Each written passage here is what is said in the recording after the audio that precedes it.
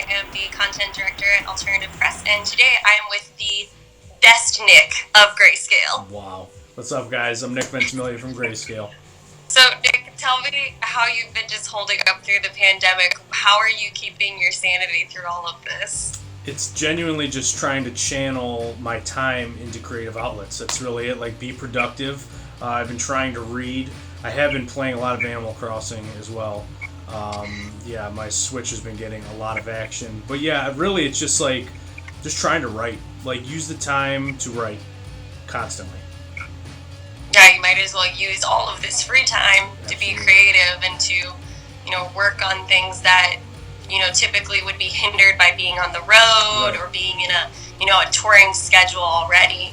How are you guys staying connected given the fact that you're in Detroit and like Colin and Nick are in Philadelphia? How are you guys maintaining that creativity together? Honestly, it's like, luckily we all know how to record. Like, I can record stuff here, send it to Dallas, to Colin, whoever, in Philly. So it's like a lot of bouncing ideas back and forth, just like ironing things out on your own. Dallas has ideas, he'll send them to me. I'll work it out on guitar or bass, whatever it is. So it's really the beauty of, Dropbox links, just shit like that. So, but beyond that, like, we've been doing a lot of stuff on Twitch. Like, Vaughn has been doing guitar lessons on Twitch. Philadelphia Shamrocks hockey team, which is all of us in the band, including Jordan, on a hockey team, and we've been doing Sundays, streaming those games, and now we're adding another day in the week too. So it's really just trying to stay connected to fans, and then trying to stay connected to one another, you know what I mean, and keep things rolling, even though it's like such an odd spot to be in, you know what I mean, like, to have so much time. It's a blessing and a curse, you know what I mean. We're supposed to be on the road right now with Mayday Parade, and it's a bummer, but luckily that's rescheduled. We're going to be able to do it, but it's like, we need to just take this time to do what we can't usually, like you said, when we're on the road writing stuff. So just try to get ideas out. Absolutely. I have noticed that you guys are doing a lot of Twitch streams, the music playthroughs, the hockey, which seems really fun. How did the incorporation of like hockey come into play with this? I mean, obviously you guys are big fans. Yeah. We usually play MLB every year. That would be kind of, I don't know if it would be boring to watch, but me, Colin, and Nick play. We do our own franchise. We usually do that. And really, hockey, the Red Wings are so bad, and I still love them. And the Flyers the past few years have been rough, but this year, of course, they were like playoff bound, and it got squashed. So, like, Colin was so frustrated with the Flyers the past few years, and then I think now that they like started coming around, he like wanted to give it a chance. So then we have NHL, so it's like, what better way to kind of like do something instead of just us playing? Why don't we put ourselves on the team and kind of create this Grayscale team where we have our own arena, we have our own mascots, you know what I mean? So it's like just something more in depth than just us playing NHL. So yeah, I think it's just like another dynamic of Twitch. Right, and it's another dynamic of being able to stay connected with your fans. Obviously, like you said, you guys are supposed to be on the road right now, and obviously, a lot of stuff has happened to stop that. I also noticed that you guys are doing like various playlists. How is that helping you guys to stay connected with everyone on the outside? Generally, like those playlists, I'm actually in charge of the playlist, but I just try to, especially the collaborative ones. Like, I love those because people can throw on whatever songs they want. The one we have right now is called Shaped by the Sound, and it was more so like us trying to tap into our roots of what we liked growing up and like kind of what got us into music. So I took songs from all of us in the band, just put them on the playlist, and then wanted to see what everyone else threw on. So it's cool to go back personally to see what everyone threw on and be like, wow. And the different generations too, because there's a lot of stuff we put on that like is a little older, and a lot of kids are putting newer stuff that influenced them, and there's some even older than the stuff we put. So it's funny because a lot of it has to do with like your parents or siblings, what they got you into early on. So it's cool seeing like who got what from where, you know what I mean? So it's just cool like going back and looking at that.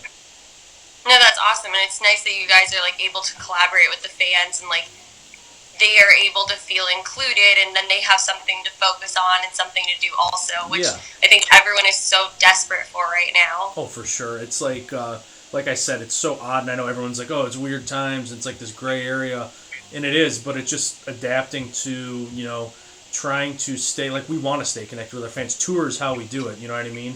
So without tour there, it's like you have to find another way.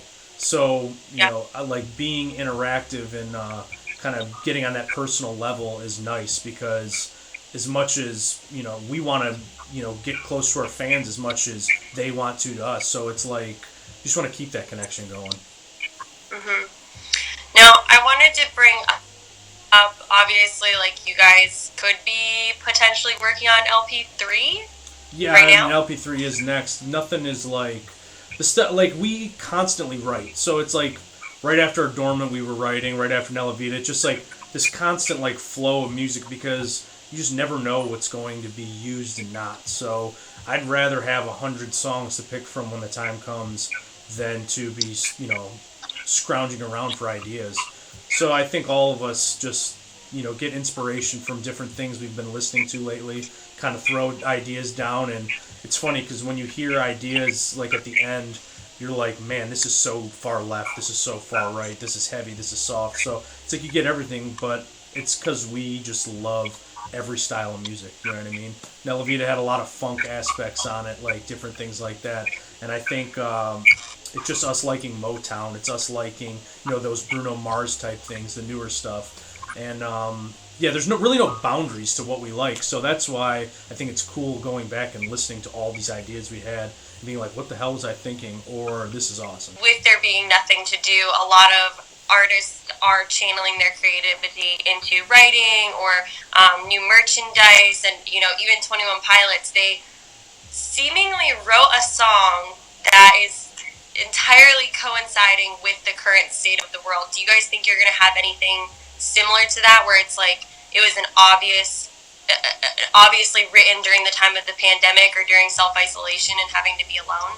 I mean, I don't think so, only because I don't want it to be, personally, I wouldn't want something to listen to and be like, oh, like that must have been during the quarantine. Like usually stuff we write about, and I don't write lyrics, but Colin like tries to keep it sort of like vague in a sense where people can take what they want from it and not have it be like so literal. And I actually heard that 21 Pilots song the other day for the first time, and I was like, this sounds like 21 Pilots, and I looked at it and I was like, holy shit, it is. Because it sounded so different to me. I don't think it's our vibe to be like quarantine song, you know what I mean? Mm-hmm. But not shitting on the idea, it's just not what I think we would do.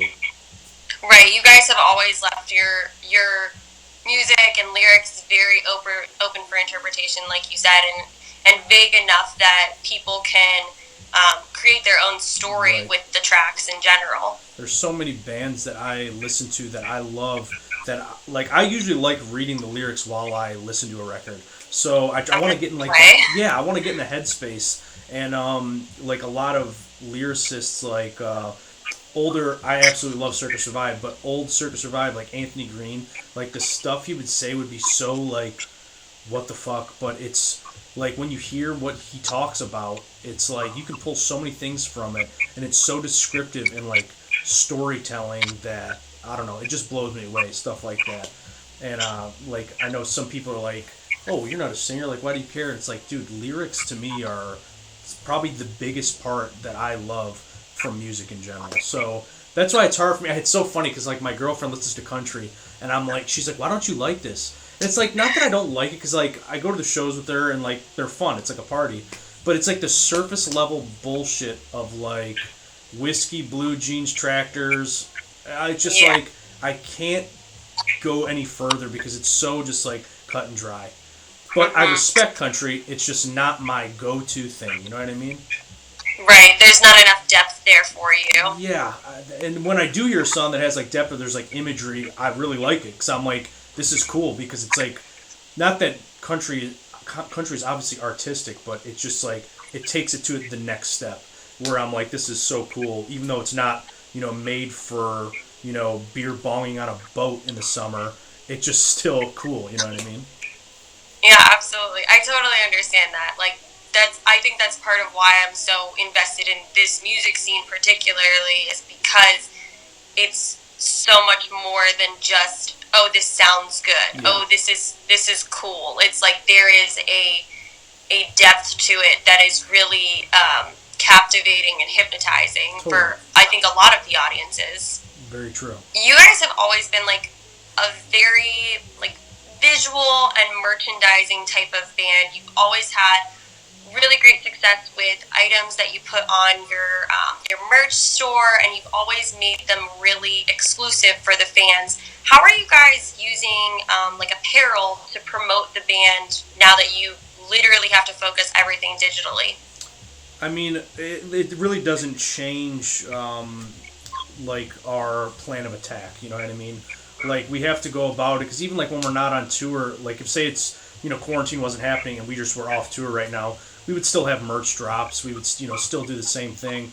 But I mean, it's, you know, it's different things. Like everyone's talking about.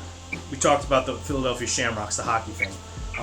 People are talking about, you know, hockey gear, like each member having like their own like shirt, like jersey, like a shirt with our number on it and name, and like stuff like that. So I mean, I think those ideas are cool, and like we've you know, talked about the ideas and stuff. But I think it's sort of like adapting that too during this time while it's going on would be cool. But I mean, as a whole, like, just marketing and branding for Grayscale and Quarantine will not change really the formula at all for merchandise and stuff like that. Yeah, I knew that you guys had 4 headline shows that you were supposed to be going out on, and then obviously your run with Mayday Parade is now delayed to the end of the year. What are you guys doing now that you have extra time? What are you guys doing to prepare for that tour, to take it up to the next level that maybe you weren't sure if you guys were going to be able to reach by the time the tour came around? How are you further preparing for it? It's different, because it's like we did this, you know, our headliners pretty much back to back, and there's so much prep and thought that goes into a headliner, and like with production, you know, the set list, the VIP, and I think what's nice about headlining and then doing a support is it's like swinging a weighted bat. So like you go, like after you do a headliner, everything after that like feels like cake. You know what I mean? Not that it's not difficult. It's just like the pressure isn't so much on you to, you know, plan the whole day. You know what I mean? So really, it's prepping for tour, especially like Mayday, where we'll probably play, you know, roughly 40 minutes. Like, it's just really nailing down those songs and like keeping familiar with them. So, you know, we'll have a handful of songs we always play that while I'm home, I'll rehearse by myself, instead of when the time comes coming around and being like, oh shit, we have to like make a set list and remember these songs that we haven't played for over half a year now because we've been stuck in the house. Just kind of like keeping refreshed on that stuff. Before that, fingers crossed, we're supposed to have Sad Summer. So like that, I would be miserable if Sad Summer got canceled, because it's a lot of friends, it's a good lineup. Speaking of Sad Summer, oh boy. Obviously, like, the music industry is kind of going a little bit wild recently because a study came out saying that, you know, one health expert, I want to first and foremost make sure that's said, is that one health expert has said that there reportedly won't be shows happening in big capacities until fall 2021. I don't even know how to wrap my head around that. I mean, that to me, I saw that article, like I saw the headline and the clip, and like my stomach dropped when I read it, but I'm like, I can't let this, you know, like, you take it with a grain of salt, especially everything you see, like, now, like, all, like, even a lot of professionals have no idea what's happening. So, like, to me, it's just, like, the thought of it right now with, like, a lot of people, you know, falling ill and passing away, it's, like, it's terrible. But it's so, that is so ridiculous to say right now when we still don't even know if Sad Summer's happening, which is in a few months. So, it's, like, you can't say that and just expect it to be like, oh, okay, like, everyone accepted.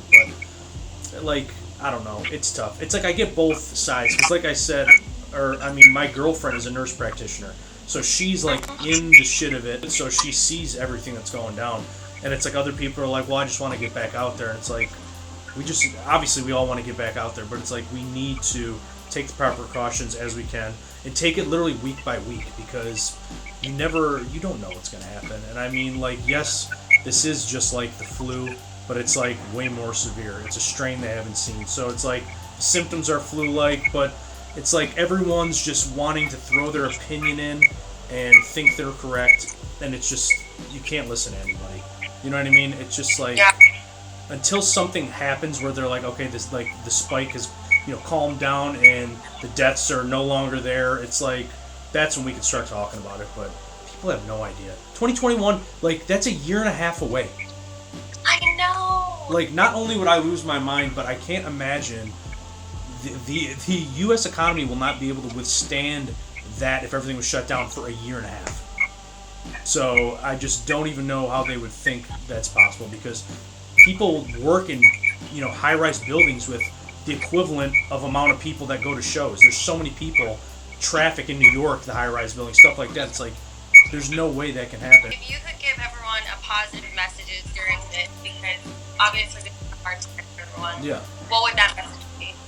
I think it's genuinely just, like, try to tap into things that you love to do that you necessarily couldn't before with your time. A lot of people have been asking me, like, oh, what have you done now that you have more time? And it's like, I used to love to draw constantly, and I don't do it anymore because I really don't have time.